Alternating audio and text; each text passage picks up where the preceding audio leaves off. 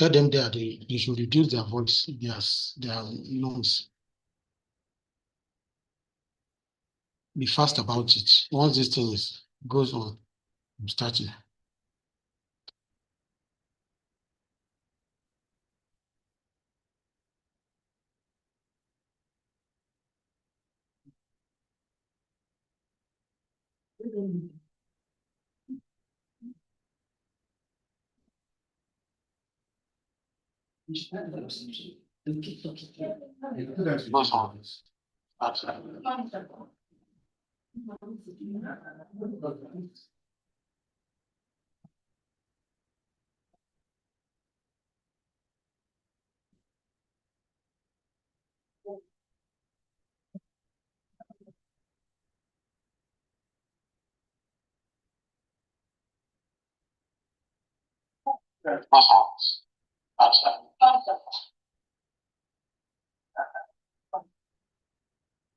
I record in the cloud or should record on this computer? No.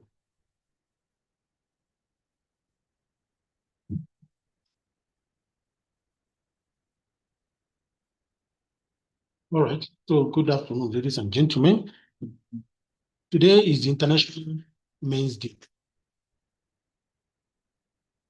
To switch off. I record in the cloud or should record on this computer? No. If you are on Zoom, is any of you on Zoom?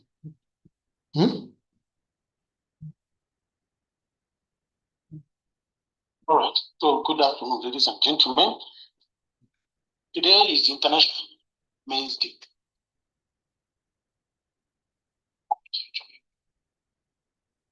I record in the cloud or should record on this computer? No. If you are on Zoom, is any of you on Zoom?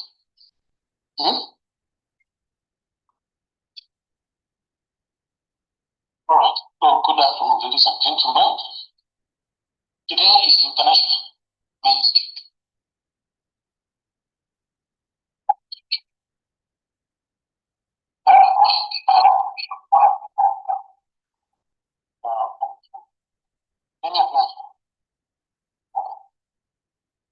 What's the problem?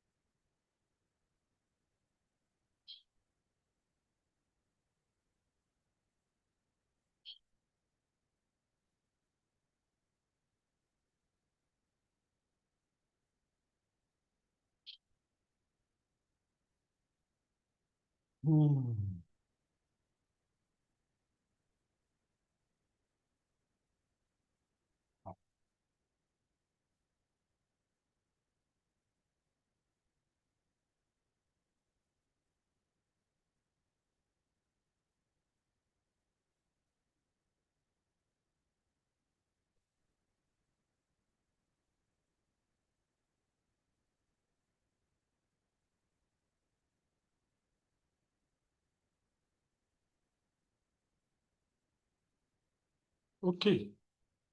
All right. So let's talk about the International Men's Day 2025. Many of you have not celebrated the men either in this Netwealth consult or in your houses. All the women here, you celebrated us after we have told you. Is that right? So the theme of the International Men's Day for this year is celebrating men and boys. My name is Professor Kingsley Okonoda, and I'm the CEO of Netwealth Consults Limited and Medical Director of Netwealth Medical Services and Rehabilitation Center. So in the next few minutes, we'll be going through the theme for this year. All right, so we're going to use this outline, introduction. We'll look at the International Men's Day. The theme is actually celebrating men and boys. We look at the dynamics concerning the issue of men and females and other things as you can see in this outline. All right, so the International Men's Day is being celebrated on 19th November every year, and it is to the effect that we want to look at the things that are peculiar to men, the peculiar challenges of men, for that usually also affect their mental health and other aspects of their lives. So the focus is on men's health, positive masculinity, and male role. So why does it matter for today? Because we know that the issues of men are not usually discussed publicly or as often, like we saw in our intro before we started, that a lot of people did not even know that there's an International Men's Day, and when they know, they did not even remember that today is one. As against when we have International Day of the Girl Child, International Women's Day, Mother's Day, and all those kind of things. But we also know that there's a changing dynamics, and that dynamics is one of the things that is affecting us in such a way that there's a need for men of this generation to also be trained to be able to cope with the challenges that are peculiar to this generation. So we are setting the tone beyond just rhetorics, beyond this stereotype. The stereotype that say men are stoic, men are rough, men are logical, while women are emotional. These are just stereotypes and all that. We want to go beyond that to be able to look at the peculiar circumstances and situation of men. So, concerning celebrating men and boys, we want to look beyond the normal mask of how we look at men and boys. Traditionally, one of the things is that we look at men as providers.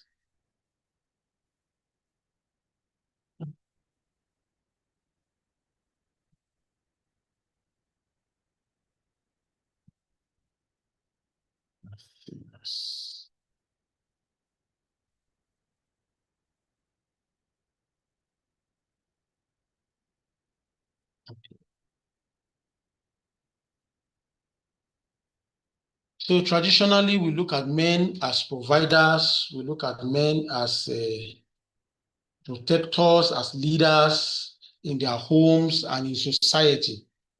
And when you look at men in these dimensions, it has their own benefits because it puts structure into society and the home, gives people a sense of identity. A man looks at himself as the provider, as protector. So that's what he works towards, isn't it? And then it gives purpose. But with everything that has positive, there is also negative. And so what are challenges that goes along with that traditional roles or these traditional roles of being provider, protector, leader, and so on. The challenges are that men will now be pressured to perform. So there's pressure to perform, to provide. I've seen the story of somebody that the child was sick, the man does not have money. The woman had money, but she didn't bring out the money because the husband is the provider. He's the one that has the children. Meanwhile, she's the one that carries the children. And one of those children died. And then you now wonder what would now be her gain. But the pressure to perform, to bring money, to protect, to lead is on men. And then there's emotional restriction. What do you mean by emotional restriction? Men yes. So people will say men don't cry. Are you a sissy? Are you a woman? Why are you expressing emotions and so on and so forth? They also expect them to take, to dominate, to domineer. You understand? So, and then people don't know the invisible struggle that they are going through because men don't talk. Men are not expected to talk. So when he's talking, he's singing like a canary. Is he a woman? You know, those kind of things. And so men are going through things they are not expected to share with anybody because be a man, you could suck it up, you know? So people don't look at the invisible struggle that these men are going through. But we know that there are changing dynamics from the traditional role of provider, protector, and all those things. What are these changing dynamics? There are evolving gender roles now. In fact, the best chefs in the world are male. And these days, there are even female in the infantry, combat, in the army, in the military, and everything. There are females there. So there is no work that is exclusively a role, a gender work anymore. And then we also know that there is women empowerment everywhere, from the time of Beijing conference to all the other conferences. And because of that empowerment, women are more empowered economically. They have their own money. They have social and political clout now. And as against a woman that stays in the house, a man goes out, and when he comes, the woman gives respect and everything. But now, because the women can earn these things by themselves, for themselves, and with themselves, the dynamics are changing. Somebody actually said, I'm earning the money that I want to use. What do I need a husband for? Somebody actually said so, as if husband is ATM. So we also saw that there are shared responsibilities and expectations. We don't expect the man to be the only one to do some things anymore. We don't expect the woman to be the only one to do some things anymore. These days they say, anybody that comes first, get into the kitchen and cook. And then the same way, the man is saying, you are earning, why are you leaving me alone to do the spending? So everybody can spend, everybody can do chores and all those things. That's shared responsibility and expectation. So that delicate balance where a lot of people are getting it wrong, especially in the society where we live. They still want the male to be the provider, but the provider to somebody who is not always there. Provider is somebody who can argue with him. Provider is somebody who can say, I'm using my money for somebody else, something else. So that is creating chaos. So we need to have that balance of modern masculinity. So what are the implications of this? When you say boys don't cry, when you say you should man up, and so on and so forth. What are the implications? Many men live with silent suffering because they cannot express themselves. They are not expected to express themselves. They are not expected to seek for help and all those things. Because society teaches boys to man up, to say pain is normal. Some people even use your pain and compare with the one that happened to them in Nightingale. Why? Because they want to prove that as a man, you are not expected to chicken out, you are not expected to talk, and so on and so forth. And then sometimes they tell men, why are you talking like that? Talking is weakness now. Man doesn't talk like that, and all that. So what are the psychological implications? People now get into depression, and depression can lead to suicide. And usually this depression is hidden behind competence. What do I mean? People now start working extra in order to overcome their depression, and they are feeling a void. There could be burnout that is disguised as hard work. Then there could be addiction to alcohol and substances. Yes, so substances are addiction, even behavioral addiction, masturbation, pornography, gambling, betting, loan apps, all those kind of things are ways in which people use psychological means to cope with their dependence. So loneliness can also happen, that is marked by social confidence. The person brings a facade of confidence, but is feeling lonely. So relationship can also break down due to emotional distance. This is something that illustrates what happens. Say real men don't cry, but they may whine. So if a man is trying to avoid crying and all those things and goes and drink with his friends and everything, he will also becomes dependent eventually. So you can see it's a vicious cycle. Or men don't cry, they go for a smoke. So they smoke in the company of each other. So you can see these two things represent substances generally for us. So they get into substances. Someone, it is because he needs to be sleeping that he got into substances and so on and so forth. So here, strength is not the absence of emotion. Strength is the courage to acknowledge it. Strength is not the absence of emotion. Strength is the courage to acknowledge your emotion. So what is the way forward look at the concept of psychological safety. Psychological safety means creating an enabling environment where a man can feel safe to express himself, vulnerable, be upstanding, be vulnerable, be able to make mistakes without being condemned, and should be able to seek for help. And then should be able to fail without shame. And then she'll be able to remove the facade of perfection that they put in, which is the mask.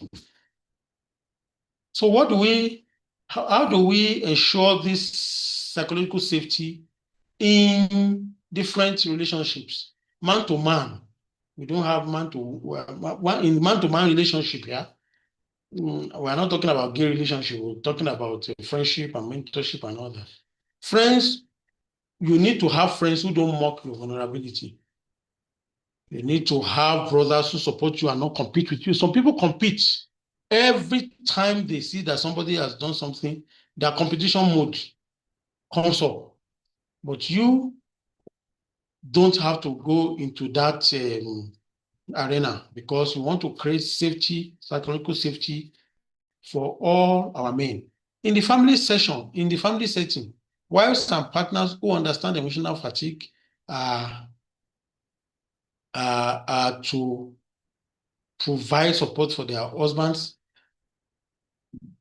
Well, family settings still talk about homes where boys can cry and still be called strong, not where they will be mocked.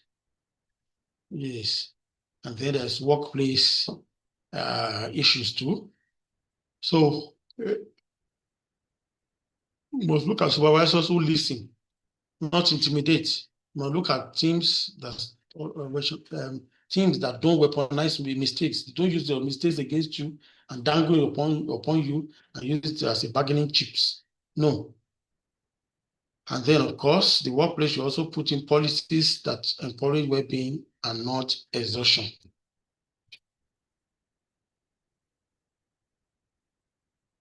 So what are the tools to use now in order to be able to support men? Number one is literacy. You have heard of emotional competence, your emotional independence and all that. So emotional literacy is talking about all the knowledge you need to be able to hold down a portfolio and so on and so forth. So in order for us to be able to handle things, we must teach men to identify and name their emotions. A lot of men cannot name their emotions. When you are doing evaluation for them and you're asking them questions, they just say, I was sad. They will not tell you, okay, if they're exasperated, if they are fearful, those kind of things. So men are not able to name their emotions, and it's an issue. So we should teach them emotional literacy to be able to be in tune with their emotions.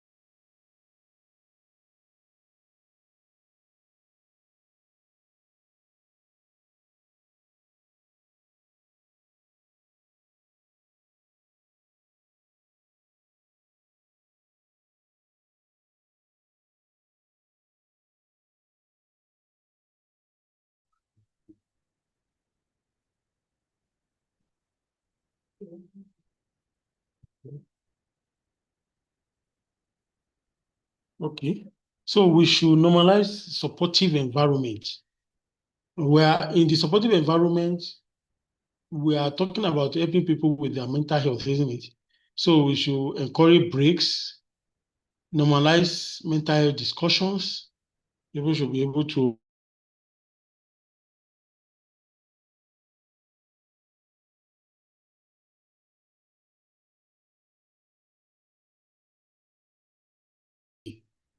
our normal everyday interaction is also mental health discussion. But places of work can craft a policy with their HR that normally talks about mental health issues, topics, and all that. And when there is a reason for them, you can see the mental health professionals. Then you should provide access to confidential counseling. That's the mental health system, service that can be established in the workplace. And then we should train managers who are empathy based, not that the one that will say, as you are coming, drop your problem at the gate. Don't come into our arena with your problem. Those kind of things will not work because human beings will be affected by the problems that they have before. So there should be a trauma-informed workplace, or a workplace where there are policies to be able to handle grievances in an amicable way, policies to be able to promote the mental health and well-being of the staff. And of course, peer support system, men's fellowship, mentorship group, fathers group. People should have accountability partners. All right. So another way is to do role modeling. So usually in these modern times, they compare young people with older ones who have gone ahead, who will be able to share with them their secrets to success, as well as their journeys, stumbling blocks that they were able to overcome and all that. Because people need to have uh, people who can show them that despite the fact that they have these struggles, they can still win. People who will be able to tell them how they won despite their own struggles. And then, of course, we should practice positive reinforcement in the workplace. Celebrate men, not only for what they provide, but for who they are. So, in conclusion, men are human beings with emotional needs just like every other person. So, that one that they say men are rational being, women are emotional being. Well, maybe the percentage will justify those claims, but the issue is that all human beings have emotions. All human beings can think rationally. So when men feel psychologically safe, they become better partners, better fathers, better colleagues, and better leaders. And when you support a man, you are not only supporting the man, you are supporting the wife, and you are supporting the family. So we must support men to be able to take their places of pride in society, because when men thrive, society thrive. So happy International Men's Day. And if you are a man and you have any issues,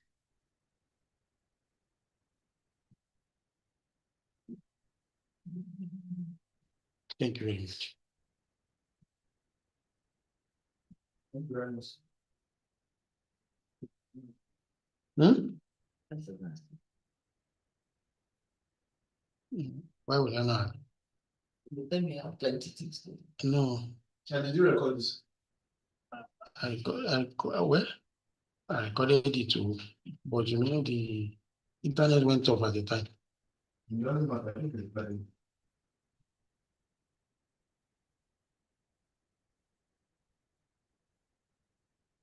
Sorry, this not which let me come out of this.